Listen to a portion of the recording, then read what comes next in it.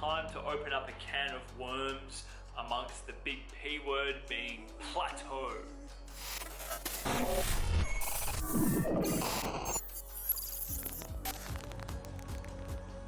What's going on, legend? Angus Beef here. Big kudos to you for stopping by to click on this video. Fist bumps to you. I want to talk today about plateaus. Now, I have actually spoken about plateaus and what warrants a plateau and what it actually is. And if you haven't seen that video, if you're on my social media, scroll back through my videos and you should see it. Or if you're on my YouTube, same deal, scroll through, you'll see it.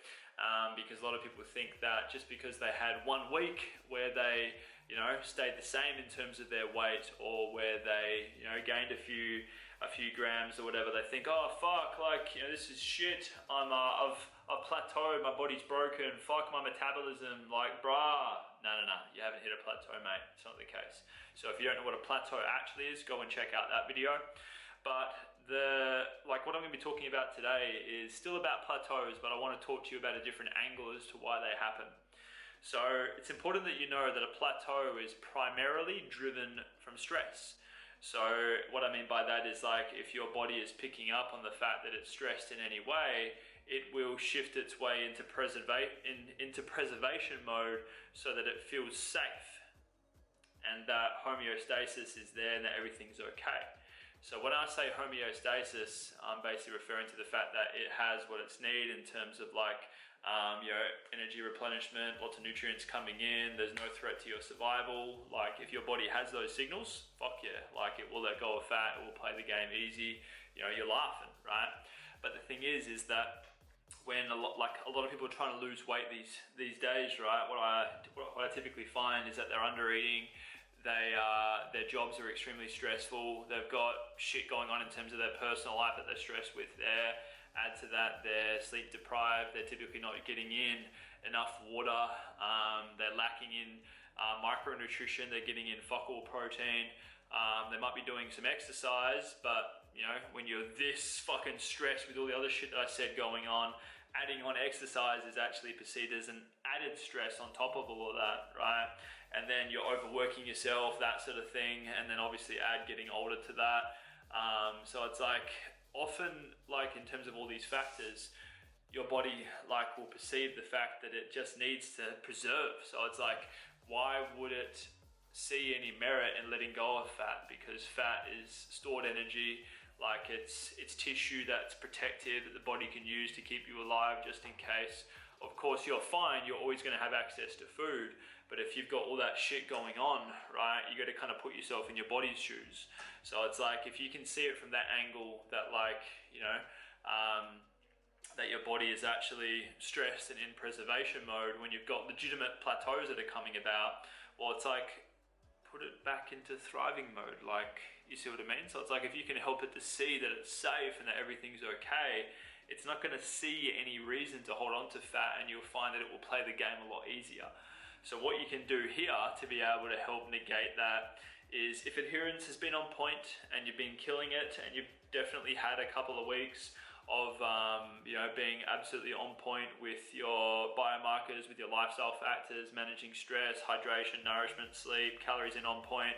If you've had a couple or a few weeks of no success and your weight's just stalled, but you're trying to grind along to get some fat loss happening, maybe you can consider having a couple of days just eating at maintenance, and then based on feedback and how you're feeling and what's happening with scale weight and stuff like that, might be a good idea to have a full week potentially, just eating at maintenance and focusing on recovery, maybe reducing how much workouts you're doing and reducing your steps a teeny bit before you then go back into focusing on nailing a deficit. And you'll find that because you actually looked after your body that way, it's recognized that everything's being looked after, there's no threat to its survival, and that therefore, hey, letting go of fat, you see what I mean? Rather than just, no, I'm going to keep grinding and I'm going to drop my calories to to 1, or I'm being silly, but just reducing your calories into just poverty intake and digging yourself a metabolic hole.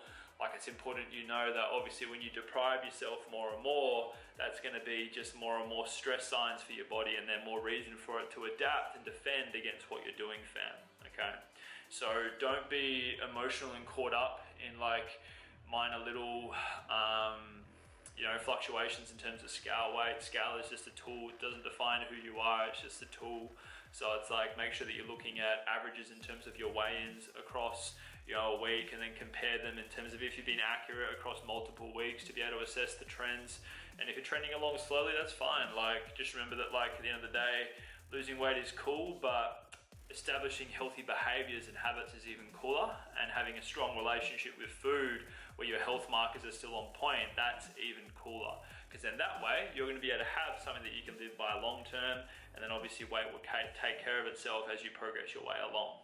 Now, yeah, take it from me, like, I used to be someone that used to just freak out massively whenever I had like a minor glimpse of a plateau happening, and that would lead to pretty hectic binges because I would get so emotionally involved in what's happening. It just wasn't a good time. But yeah, take home here is like, just see it as if, like, if you've been entirely adherent and stuff like that, see plateaus as like a sign that your body's, you know, feeling a bit stressed and needs a bit of a break. Have a small, you know, series of a few days maybe of eating at maintenance, transition that maybe into a full week of eating at maintenance. Don't be afraid to break up your journey, so that way the deficit timeline is more manageable for you overall, okay? So I hope this was of value to you watching this video, fam. Please, if you have any questions, let us know, light up the comments below. If you're open to, seeing if and how I can help you to be able to overcome any nutrition struggles or weight loss struggles you might be struggling with yourself, and the concept of having deficit breaks and refeeds and, like, you know, that sort of stuff is, you know, just like gibberish to you, and you're like, the fuck?